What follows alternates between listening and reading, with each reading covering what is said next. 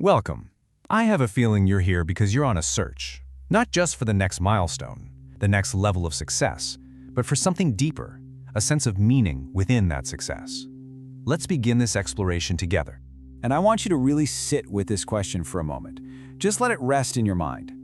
Are you simply arranging the pieces on the outside, pushing, striving, trying to make things happen? Or are you actually engaged in something far more profound, the very act of creating your reality? You know, for so many of us, the path begins right here, in a place that feels real but is actually an illusion. A world filled with external pressures and all these internal anxieties. It's the world we're told is the only one that really matters. And the first layer of this illusion is the endless chase. The next launch, the next funding round, the next revenue target. We find ourselves running on this wheel, one that we built ourselves, truly believing that real satisfaction is just around the next corner. But the corner only ever reveals more road. And what's driving that chase? Well, if you listen closely, underneath it all, there's usually this quiet, nagging whisper.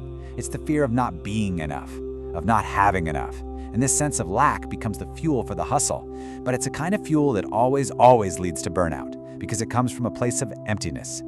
So what do? We start looking for our worth in the reflections we see in the world, in awards, in our bank accounts, in what other people think of us. We're constantly looking for proof that we're valuable, somewhere outside of ourselves. And that, right there, is the very heart of the illusion. This idea that our fulfillment is something we have to go out and get, instead of something we just have to realize. But what if there was another way, an ancient path, one that doesn't point outward, but inward? A path that opens up a reality that is so much deeper and infinitely more powerful. This is Vedanta, and it's not a religion, not a bunch of rules. You can think of it like a key that unlocks one single powerful truth. There is no real separation between you and the world you experience. Imagine your consciousness is a projector, and the world is the screen. Whatever film is playing inside you gets projected as your reality on the outside. Your inner state of being, that is the raw material that your outer world is built from. This is really the essence of it. That challenging client, that sudden market shift, that incredible breakthrough, every single bit of it is a mirror. It's not just happening to you, it's a reflection of you. It's showing you perfectly what your consciousness is focused on. Now, understanding this intellectually, that's the first step. But actually living it, well, that's the real journey. This isn't a philosophy for just thinking about. No, it's a direct call to conscious action. It's the blueprint for becoming the true architect of your own world.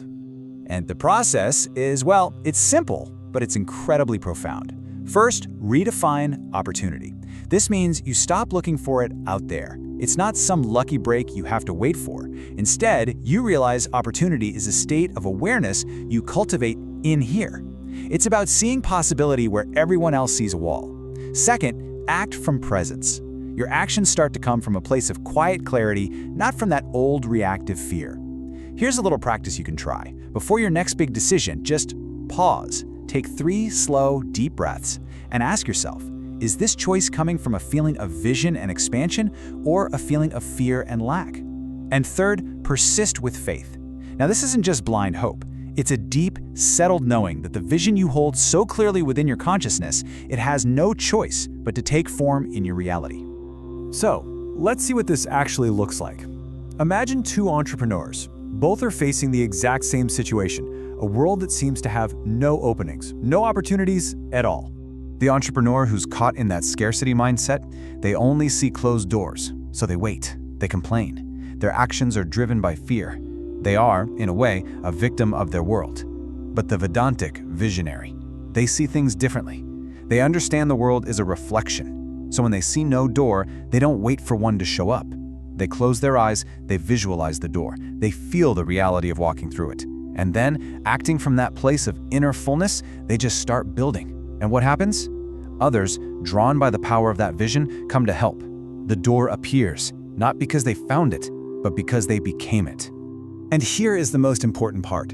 This power, it isn't for a special, chosen few.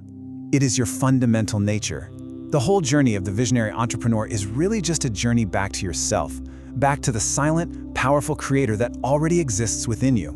This is the final shift in understanding. You stop chasing success. You stop trying to polish the reflection in the mirror. Instead, you turn inward and you change the person who is casting the reflection. The business, the money, the impact, they aren't the goal anymore. They simply become the natural, inevitable result of who you have become.